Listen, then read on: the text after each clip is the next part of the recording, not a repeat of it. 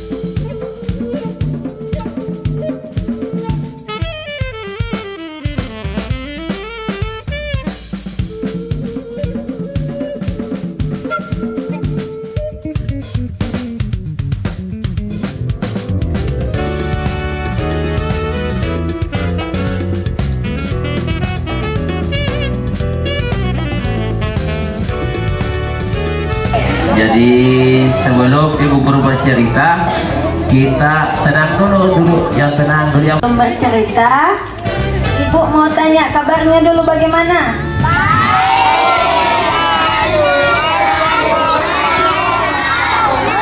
Ibu ulangnya kurang semangat. Bagaimana kabarnya semua?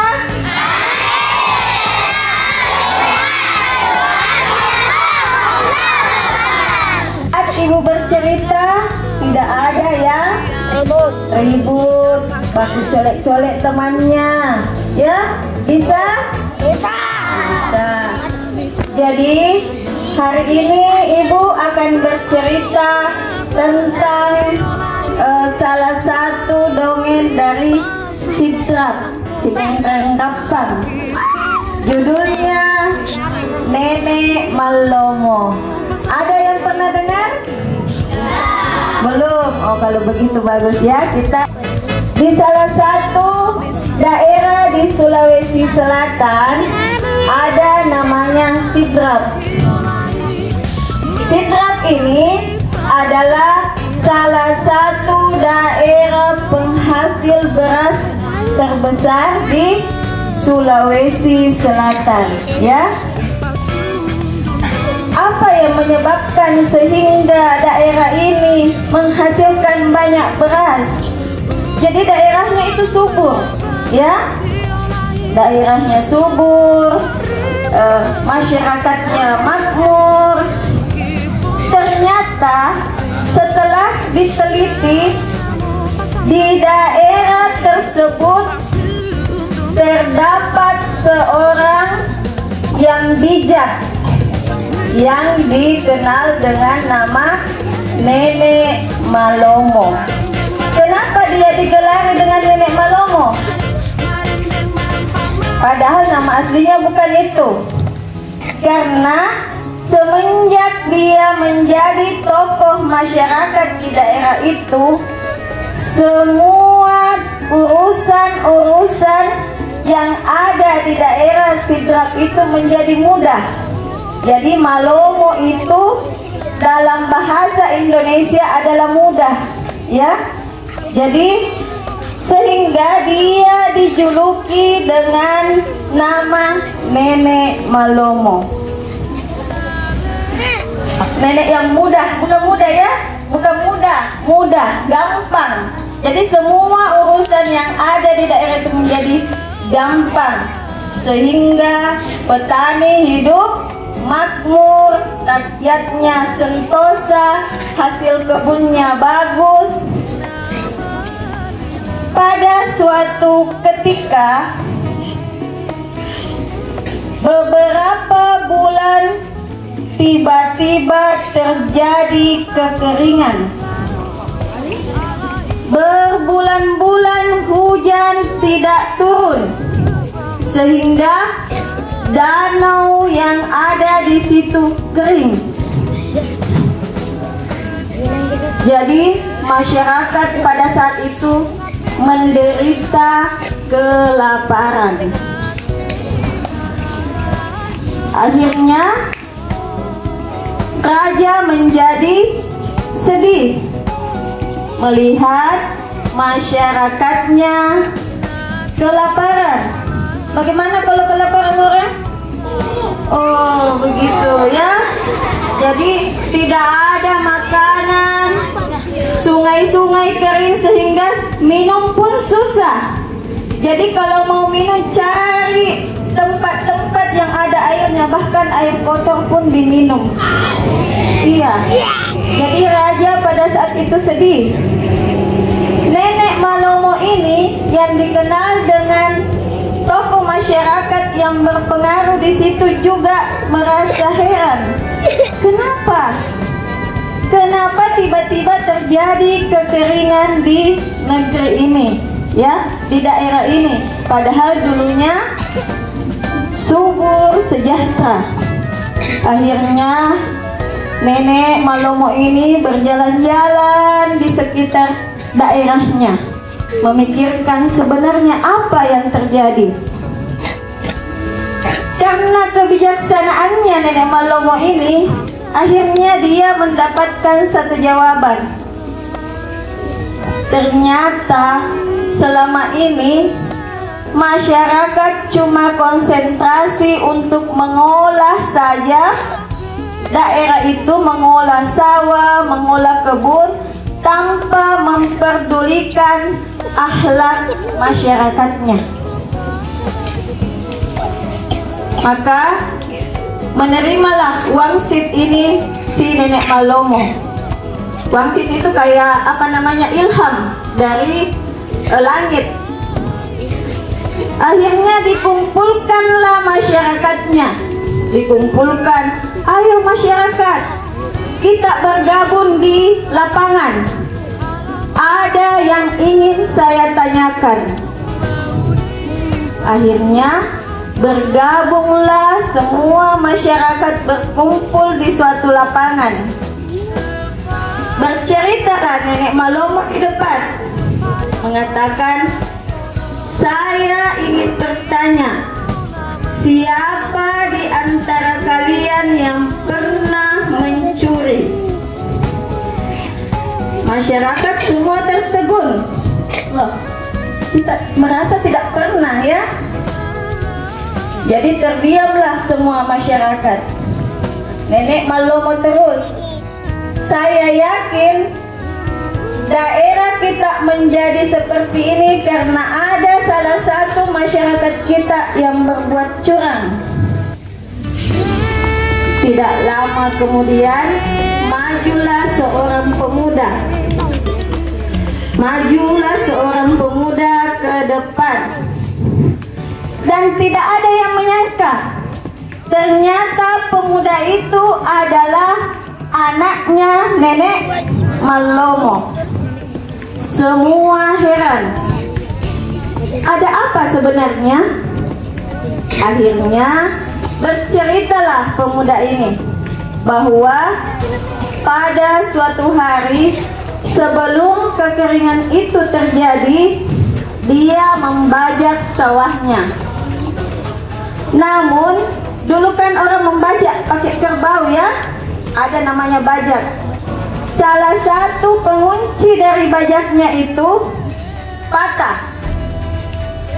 Tanpa berpikir panjang, dia ke kebun salah satu tetangganya memotong pagarnya, kemudian memasukkannya ke dalam bajaknya, dan dibajaklah sawahnya tanpa meminta izin kepada itu tetangganya. Ya, akhirnya apa yang terjadi? Terjadilah kekeringan itu. Akhirnya Nenek Malomo memutuskan bahwa siapapun yang melakukan kecurangan harus dihukum mati. Semua masyarakat tidak rela. Kenapa?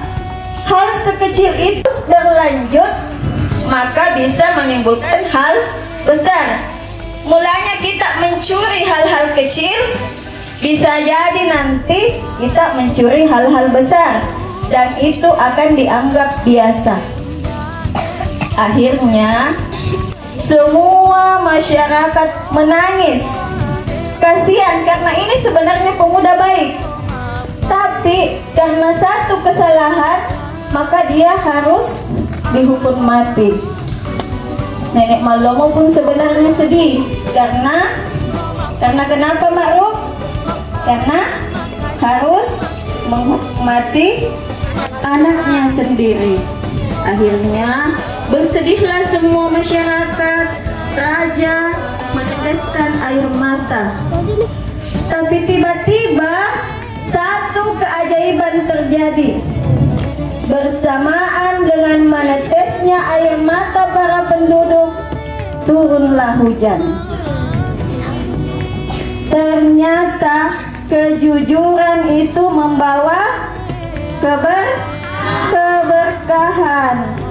Makanya kita itu harus selalu jujur dan tidak menyepelekan hal-hal kecil. Nanti lagi patok dok najia nuku pencuri, ya. Jadi apapun yang ada sama teman tak, kita harus minta izin sebelum meminjam. Jangan pinjam langsung ambil, bilang ku pinjam ji, tapi tidak dikasih tahu. Jadi mungkin sampai di sini dulu ceritanya ibu, tapi ibu mau satu di antara ibu nilai keberaniannya. Pertanyaannya apa hikmahnya? Kita harus bagaimana sesuai dengan cerita tadi? Siapa yang bisa? Ma'ruf bisa?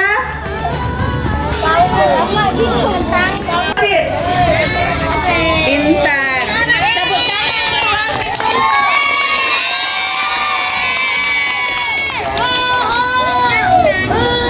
Jadi apa hikmahnya itu tadi cerita? Apa kesimpulannya?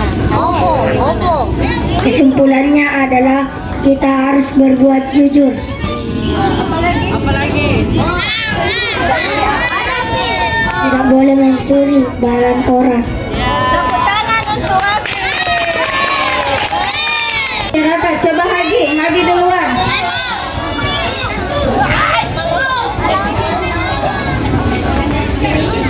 Nenek Malomo. Ya.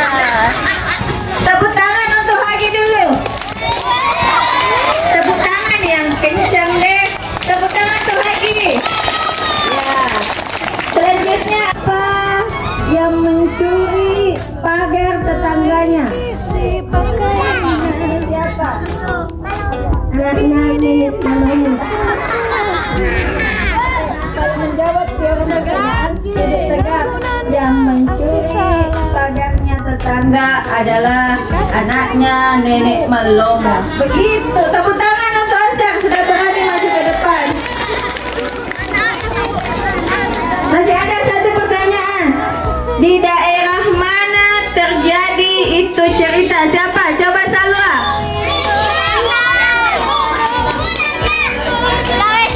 Sidiare.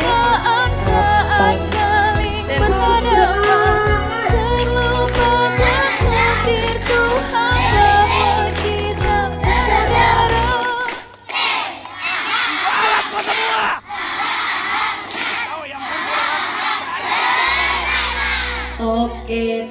Taikunan nasi kadake Thomas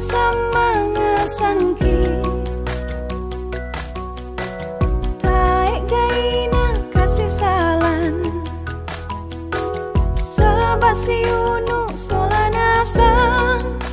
Kayla. Astaga. Kayla. Sator lampu kukis Makassar.